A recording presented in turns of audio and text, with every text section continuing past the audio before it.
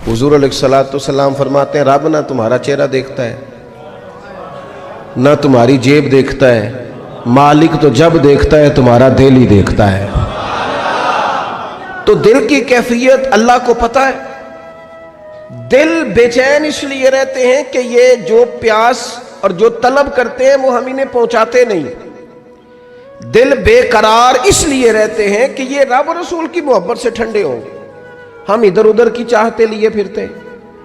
ان کے اندر بے قراری اس لیے ہے کہ ہم نے امیدیں لوگوں سے وابستہ کر لی ہیں، جو لوگوں سے نہیں کرنی چاہیے تھی، اللہ رسول سے کرنی چاہیے۔ ہم نے اسباب کو اختیار کرنا ہے، بھروسہ اسباب پر نہیں، بھروسہ تو اللہ تعالیٰ پہ کرنا ہے۔ تو جب تک دیکھیں نا قرآن مجید نے کیا کہا، قرآن مجید نے کہا والذین آمنوا اشد حبا للہ، فرمایا وہ لوگ جو ایمان لے آئے وہ اپنے رب سے شدید محبت کرتے ہیں، اپنے رب سے پیار کرتے ہیں۔ ان کے سجدے بوجھ نہیں، ان کے سجدے تو لذت ہیں۔ انہیں نماز کے لیے لانا نہیں پڑتا، جبر نہیں کرنا پڑتا، ان کے تو دل کھچے چلے آتے ہیں۔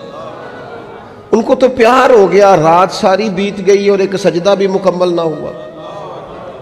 وہ تو مال چونکہ اللہ نے دیا ہے تو راہ خدا میں خرچ کرتے وقت ان کی طبیعت کسی قسم کا تکلف نہیں محسوس کرتی، کوئی بوجھ نہیں محسوس کرتی، چونکہ وہ ہر چیز سے بڑھ کر اللہ رسول سے پیار کرتے ہیں۔ تو یہ چیزیں ان کے سامنے کبھی بھی رکاوٹ نہیں بنتی، اور دل میں سب سے زیادہ محبت اللہ کی، اور جہاں تک تعلق ہے میرے رسول پاک کا، اللہ کریم نے فرمایا النبی اولیٰ بالمؤمنین من انفسہم، فرمایا یہ جو نبی ہے نا یہ تو مومنوں سے ان کی جانوں سے بھی زیادہ قریب ہیں۔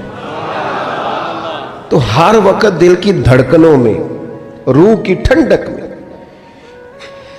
قلب میں، دل میں، روح میں، ذہن میں جو چیز ہر وقت سمائی ہے نا مومنوں کے، وہ رسول پاک کی ذات ہے۔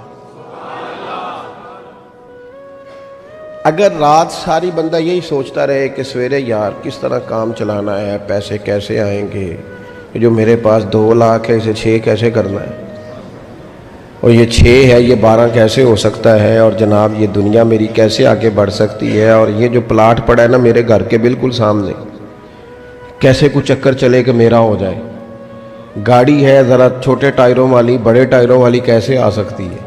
اگر 24 گھنٹے منصوبہ بندی دنیا حاصل کرنے سے دین منع تھوڑا کرتا ہے۔ حضور نے تو فرمایا محنت کر کے کمائی کرنے والا اللہ کا دوست ہے، منع نہیں ہے، لیکن ہر وقت اسی گنتی میں رہنا، اسی کے شمار میں رہنا، الجھ جانا، اور جو اصل چیز تھی اس کو چھوڑ جانا۔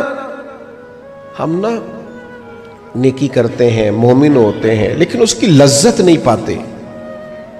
یعنی اگر نماز پڑھ کے بھی بندہ قرار نہ حاصل کرے، اگر وہ خیرات کر کے بھی اس کی ٹھنڈک نہ محسوس کرے، مسجد آ کے، محفل کرا کے، محفل میں بیٹھ کے، پھر بھی اس سے کوئی روحانیت نہ پا سکے، اس نے 20 علماء سنے، اس نے درجنوں خطباء سنے، اس نے ساری زندگی گزار دی، لیکن اس کے دل کی کیفیت ہی نہ بدلی، وہ لذت خاص ہی اسے نصیب نہ ہو، تو پھر اسے سوچنا چاہیے نا کہ دل میں نا اللہ تعالیٰ نے نا ہر چیز 2 بنائی ہے، ہونٹ 2، آنکھیں 2، کان 2، ہاتھ 2، پیر، دل اللہ نے ایک ہی بنایا ہے۔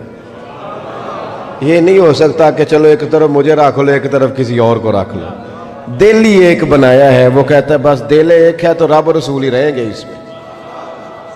اس میں ادھر ادھر کی چاہتے نہ لے آنا۔